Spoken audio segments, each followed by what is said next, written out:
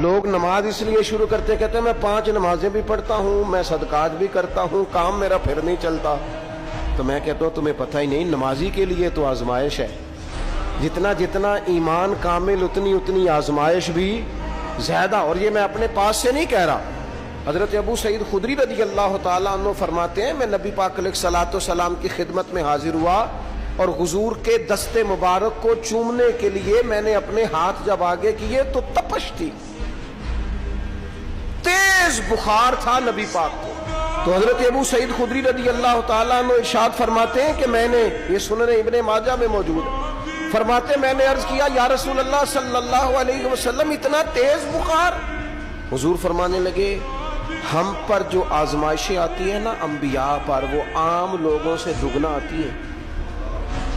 یہ تو لاڈلے ہیں، یہ تو محبوب ہیں اللہ کے. فرمایا عام لوگوں سے دگنی آزمائش آتی ہے، لیکن فرمایا ہمارا رب بڑا کریم ہے، ہمیں اجر بھی ڈبل ہی عطا کرتا ہے، ہمیں اجر بھی ڈبل ہی عطا کرتا ہے. تو حضرت ابو سعید خدری کہتے ہیں موقع اچھا تھا، میں نے ایک سوال بھی کر دیا. میں نے کہا یا رسول اللہ صلی اللہ علیہ وسلم بتائیے نا بھلا دنیا میں زیادہ آزمائشیں کن کو آتی ہیں؟ تو حضور فرمانے لگے سب سے زیادہ آزمائشیں اللہ کے انبیاء کو آتی ہیں، نبیوں کو آتی ہیں.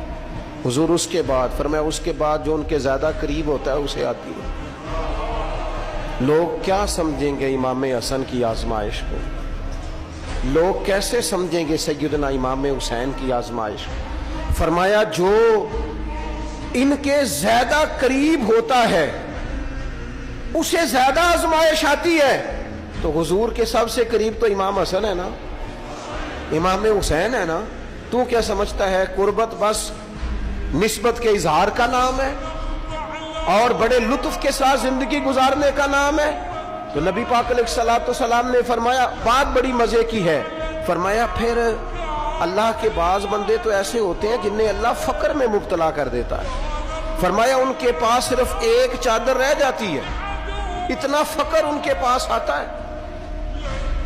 لیکن جو حدیث کے آخری لفظ ہیں نا وہ وجد والے ہیں، وہ وجد والے ہیں، وہ سرور والے ہیں. ہمارا یہ مزاج ہوتا ہے کہ میٹھا میٹھا کھا جاؤ اور ذرا کڑوا آ جائے تو سویرے بھی رو شام بھی رو، حال ہی کوئی نہیں، غریبی بڑی، پریشانی بڑی، حضرت صاحب گھر سے بیماری جاتی نہیں. اور جناب کیا بتائیں، بعض لوگ تو ایسے ہیں جن کی بات سن کے لگتا ہے زندگی میں کبھی سوئے ہی نہیں، اتنے بڑے بڑے دکھ سناتے ہیں.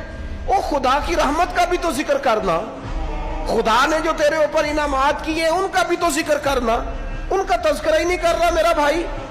نبی پاک علیہ السلام نے فرمایا ان لوگوں پر دکھ آتے ہیں پر قربان ہونے کو جی چاہتا ہے ان لفظوں پر. حضور فرمانے لگے وہ رب کی طرف سے آنے والے دکھ پر بھی اس طرح راضی ہوتے ہیں جس طرح تم میں سے کوئی راحت ملنے پر راضی ہوتا ہے. سکون والی چیز ملنے پر جس طرح تم راضی ہوتے ہو اس طرح وہ دکھوں پر بھی راضی ہوتے ہیں. دکھ قبول محمد بخشا، دکھ قبول محمد بخشا. پر ایک شرط لگائی چھوٹی سی میاں صاحب نے، انہوں نے کہا 100 دفعہ قبول ہے، دکھ 100 دفعہ قبول. دکھ قبول محمد بخشا پر راضی رہن پیارے. یہ شرط یہ ہے کہ تو راضی رہ، تو راضی رہ. دکھ قبول محمد بخشا، راضی رہن پیارے. اور حضرت سلطان صاحب کہنے لگے ایسا کیتی ہے جان حوالے رب دے، ایسا عشق کمایا ہے اسی مرن تو پہلو ہی مر گیا، باہو تا مطلب نو پایا ہے.